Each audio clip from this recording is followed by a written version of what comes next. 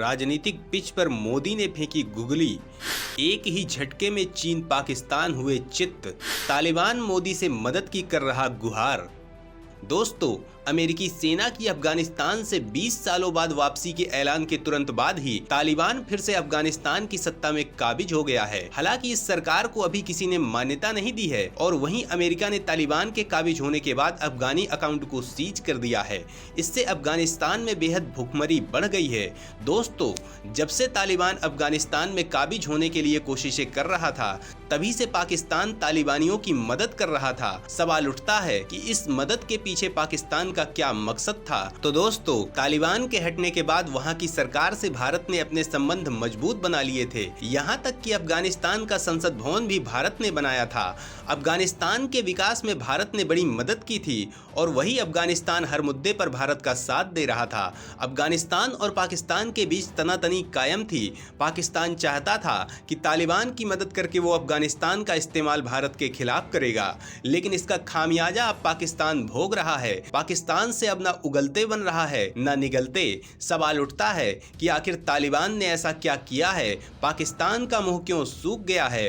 भारत के लिए खोदे गड्ढे में पाकिस्तान खुद ही कैसे गिर गया है? तो दोस्तों, तालिबान की नजर अब पाकिस्तान पर है। वो पाकिस्तान पर अपनी सरकार कायम करना चाहते हैं और जिस इस्लाम के नाम पर पाकिस्तान बना, उसी के नाम पर तालिबान अब पाकिस्तान में कायम होना चाहता है। उसने पाकिस्तान को फरमान जारी कर दिया है कि वो अपने देश में शरिया लागू करे। अगर पाकिस्तान ऐसा नहीं करता है तो वो अंजाम भुगतने के लिए तैयार हो जाए। बाजवा ने तालिबान से बात करने के लिए कुछ लोगों को अफगानिस्तान भेजा था, लेकिन तालिबान मानने को तैयार नहीं है। इसके अलावा तालिबान का मानना यह है कि al Qaeda chief Ayman al Zawahiri की मुखबिरी पाकिस्तान ने की थी और इसके बाद तो तालिबान ने पाकिस्तान को बर्बाद करने की कसम खा ली है। पाकिस्तान के आगे कुआं पीछे खाई है। अब उसे कुछ सूझ नहीं रहा है। चीन की नजर भी अफगानिस्तान के खजाने में है। सवाल उठता है कि अफगानिस्तान में कैसा खजाना है जिसके लिए चीन बेताब है? तो दोस्तों, चीन ने तालिबान को अफगानिस्तान में पुनर्निर्माण करने का लालच दिया है। तालिबान जानता है कि वो बंदूक के दम पर सत्ता ज्यादा दिनों तक कायम नहीं रख सकता है, लिहाजा वो चाहेगा कि अफगानिस्तान में विकास के प्रोजेक्ट लॉन्च कर वो लोगों के दिलों में जगह बनाए और चीन से बड़ा साथी उसे कोई और मिल नहीं सकता है और चीन इसी मौके की ताक में है। दरअसल अमेरिकन जियोलॉजिकल सोसाइटी के सर्वेक्षण ने अफगानिस्तान के अंदर एक सर्वेक्षण शुरू किया था। 2006 में अमेरिकी शोधकर्ताओं ने चुंबकीय गुरुत्वाकर्षण और हाइपर स्पेक्ट्रल सर्वेक्षणों के लिए हवाई मिशन भी किए थे, जिसमें पता चला था कि अफगानिस्तान में अकूत मात्रा में लोहा, तांबा, कोबाल्ट, सोना के अलावा औद्योगिक रूप से महत्वपूर्ण लिथियम और नाइयोबियम के विशालकाय खनिज मौजूद हैं। ये ऐसे खनिज हैं जो रातों रात किसी भी देश की तकदीर को हमेशा के लिए बदल सकते हैं। इन सब खनिजों में से लिथियम को काफी दुर्लभ माना जाता है। लिथियम की मांग के कारण अफगानिस्तान को सऊदी अरब भी कहा जाता है। दरअसल लैपटॉप और मोबाइल की बैटरी में लिथियम का इस्तेमाल होता है। अमेरिकी रक्षा विभाग पेंटागन ने ही कहा था कि अफगानिस्तान का लिथियम सऊदी अरब के तेल के भंडार की तरह है। जलवायु परिवर्तन को देखते हुए यह तय है कि आने वाले वक्त में जीवाश्म ईंधन की जगह इलेक्ट्रॉनिक उपकरणों की मांग काफी ज्यादा बढ़ने वाली है। ऐसे में लिथियम जैसे खनिजों की भारी मौजूदगी अफगानिस्तान की किस्मत हमेशा हमेशा के लिए बदल सकती है, बशर्ते इसका सही तरीके से इस्तेमाल हो और वो इस्तेमाल अफगानिस्तान के अंदर बनने वाली सरकार करे, उस पर किसी बाहरी शक्ति का नियंत्रण ना हो। चीन इस बात को जानता है। वो तालिबान को समर्थन देकर लिथियम के खजाने को लूटना चाहता है। दोस्तों, जिस तरह से चीन पाकिस्तान अफगानिस्तान से संबंध बनाने को उतावले हो रहे हैं, उससे भारत को बड़ा खतरा हो सकता है। लेकिन इससे पहले कि देश के दुश्मन कोई चाल चलते, मोदी ने कर दिया है बड़ा धमाका। भारत के इस कदम से पूरी दुनिया हैरान हो गई है। मोदी सरकार ने साफ कर दिया है कि ये बदलता हुआ भारत है जिसके लिए अपना हित सबसे ऊपर है। भारत के इस कदम पर दुनिया में हलचल मच गई है। सवाल उठता है कि भारत ने ऐसा कौन सा कदम उठाया है? भारत के किस एक्शन से बवाल मचा हुआ है? तो दोस्तों, इस बारे में जानने के लिए वीडियो को आखिरी तक देखिए। भारत की विदेश नीति की आप कायल हो जाएंगे। भारत के कदम से दुनिया में मची सनसनी। दोस्तों, भारत ने अफगानिस्तान में तालिबान की सत्ता में वापसी के बाद अपने दूतावास को फिर से खोल दिया है और 60 से 70 अधिकारियों और कर्मचारियों की टीम काबुल दूतावास में तैनात है।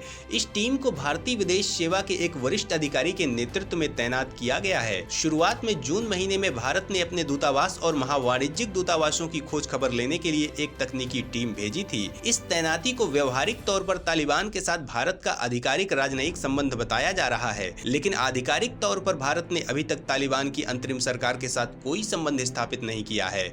ऐसे में सवाल उठता है कि क्या भारत संयुक्त राष्ट्र में प्रतिबंधित आतंकवादी संगठन तालिबान के साथ राजनयिक संबंध बहाल करेगा? क्या भारत इस मामले में संयुक्त राष्ट्र की अवहेलना करेगा? तो दोस्तों, काबुल में भारतीय दूतावास के बंद होने के समय अफगान नागरिकों को जारी किए गए सभी वीजा को निरस्त कर दिया गया था। सिर्फ ई वीजा के जरिए चंद लोगों को ही भारत आने की अनुमति दी गई थी। भारत में उच्च शिक्षा प्राप्त करने वाले सैकड़ों अफगान छात्र जो कोविड-19 महामारी के कारण अस्थायी रूप से अफगानिस्तान लौट आए थे, वो अपने देश में फंसे हुए हैं। वे अपनी अपनी डिग्री पाने और पढ़ाई पूरा करने में असमर्थ हैं। हालांकि भारत में उन लोगों की मदद की गई है। भारत में अपनी पढ़ाई जारी रखने के लिए वीजा की सुविधा के लिए तालिबान सरकार के माध्यम से सार्वजनिक प्रदर्शन और आधिकारिक अनुरोध का अभी तक कोई परिणाम नहीं निकला है। उम्मीद है कि आने वाले दिनों में भारत अपने दूतावास के जरिए वीजा सुविधा को शुरू कर सकता है। हालांकि तालिबान के साथ आधिकारिक तौर पर राजनयिक संबंध स्थापित होने की उम्मीद बिल्कुल कम है। तालिबान के लिए भारत किसी भी कीमत पर पूरी दुनिया से संबंध खराब नहीं करेगा। सवाल उठता है कि अफगानिस्तान में भारत के दूतावास खोलने का क्या है मकसद? भारत अफगानिस्तान से किस तरह का संबंध चाहता है? तो दोस्तों, काबुल में चीन, रूस, ईरान, यूरोपीय संघ और अधिकांश मध्य एशियाई गणराज्यों ने पहले से ही अपने दूतावासों को खोल दिया था। ऐसे में भारत के लिए भी अफगानिस्तान में अपनी उपस्थिति को बनाना महत्वपूर्ण हो गया था। तालिबान शासन को इस समय पैसे और समर्थन की बहुत जरूरत है। ऐसे में चीन और पाकिस्तान एक साथ मिलकर तालिबान पर अपनी पकड़ मजबूत कर रहे थे, जिससे मध्य एशियाई देशों में भारत की पकड़ कमजोर होने का अंदेशा था। इतना ही नहीं, अगर पाकिस्तान और चीन का प्रभाव तालिबान पर बढ़ जाता तो अफगानिस्तान में भारत की अरबों डॉलर की अधर में लटकी परियोजनाओं को भी खतरा हो सकता था। यही कारण है कि भारत ने तत्काल प्रतिक्रिया देते हुए काबुल में अपने दूतावास को कम कर्मचारियों के साथ शुरू कर दिया।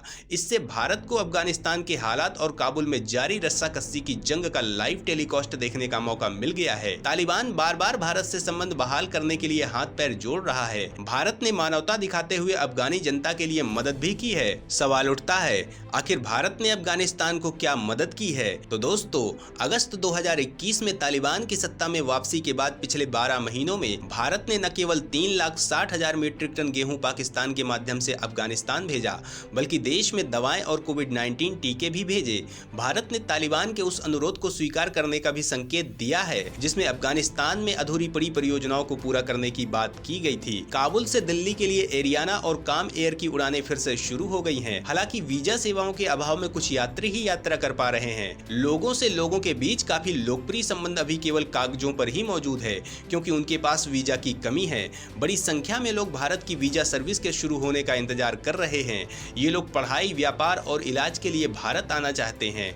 दोस्तों, भारत ने तालिबान के राज में अपना दूतावास खोलकर एक तीर से दो निशाने साधे हैं। इससे तालिबान के साथ भारत के संबंध थोड़े मजबूत हुए हैं। वहीं तालिबान शासन को मान्यता न देने के अंतर्राष्ट्रीय सहमति को बनाए रखा है। इस तरह के विरोधाभासी संबंधों के बावजूद शायद ही इस बात से इनकार किया जा सकता है कि भारत समेत दुनिया भर के देश अफगानिस्तान में तालिबान के साथ अनौपचारिक रूप से रहने के लिए तैयार हैं। दुनिया भर के देशों ने पहले ही साफ किया है कि तालिबान सरकार को मान्यता पाने के लिए शर्तों को पूरा करना होगा।